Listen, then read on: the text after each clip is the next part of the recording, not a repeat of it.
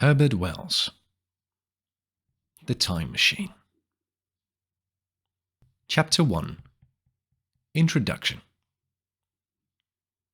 The time traveller, for so it will be convenient to speak of him, was expounding a recondite matter to us. His pale grey eyes shone and twinkled, and his usually pale face was flushed and animated. The fire burned brightly, and the soft radiance of the incandescent light and the lilies of silver caught the bubbles that flashed and passed in our glasses. Our chairs, being his patents, embraced and caressed us rather than submitted to be sat upon.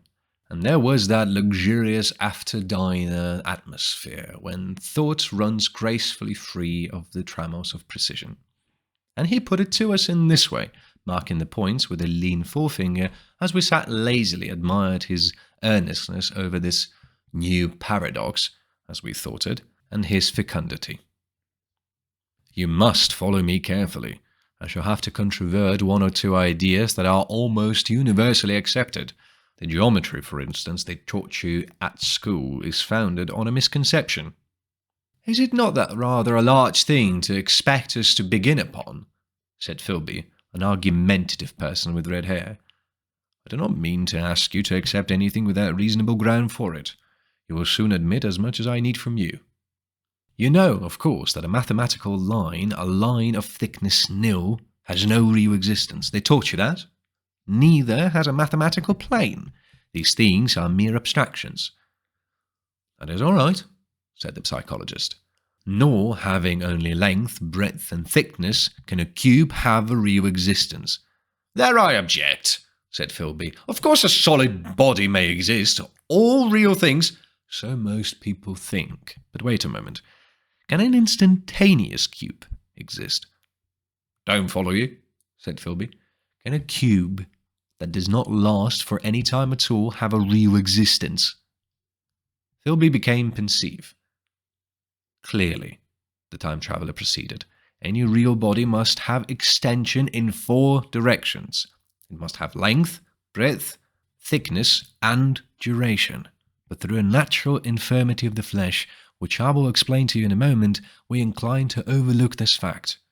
There are really 4 dimensions, 3 which we call the 3 planes of space, and a 4th, time. There is, however, a tendency to draw an unreal distinction between the former 3 dimensions and the latter, because it happens that our consciousness moves intermittently in one direction along the latter from the beginning to the end of our lives. That, said a very young man, making a spasmodic effort to relight his cigar over the lamp, that's very clear indeed. Now, it is very remarkable that it is so extensively overlooked, continued the time traveller with a slight accession of cheerfulness. Really, this is what is meant by the 4th dimension, though some people who talk about the 4th dimension do not know they mean it. It is only another way of looking at time. There is no difference between time and any of the 3 dimensions of space, except that our consciousness moves along it. But some foolish people have got hold of the wrong side of that idea. You have all heard what they have to say about this 4th dimension. I have not, said the provincial mayor. It is simply this, that space, as our mathematicians have it, is spoken of as having 3 dimensions, which one may call length, breadth, and thickness, and is always definable by reference to 3 planes, each at right angles to the others.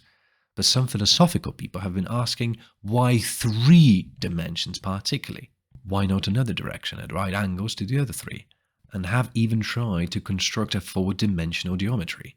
Professor Simon Newcomb was expounding this to the New York Mathematical Society only a month or so ago.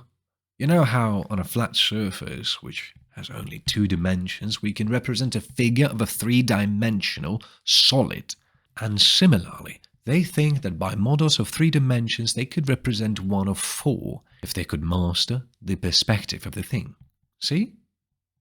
I think so, murmured the provincial mayor, and knitting his brows he lapsed into an introspective state, his lips moving as one who repeats mystic words. Yes, I think I see it now. he said after some time, brightening in a quite transitory manner. Well, I do not mind telling you I have been at work upon this geometry of 4 dimensions for some time. Some of my results are curious. For instance, here's a portrait of a man at 8 years old, another at 15, another at 17, another at 23, and so on. All these are evidently sections, as it were 3-dimensional representations of his 4-dimensioned being, which is a fixed and unalterable thing.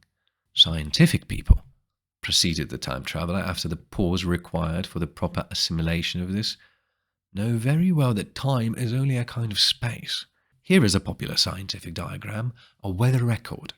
This line I trace with my finger shows the movement of the barometer. Yesterday it was so high. Yesterday night it fell. Then this morning it rose again, and so gently upward to here.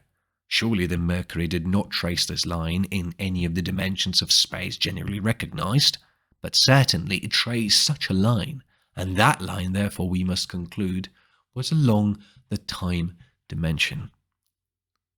But, said the medical man, staring hard at a coal in the fire, if time is really only a 4th dimension of space, why is it and why has it always been regarded as something different? And why cannot we move in time as we move about in other dimensions of space? The time traveller smiled. Are you sure we can move freely in space? Right and left we can go, backward and forward freely enough, and men always have done so. I admit we move freely in 2 dimensions, but how about up and down? Gravitation limits us there. Not exactly, said the medical man. There are balloons.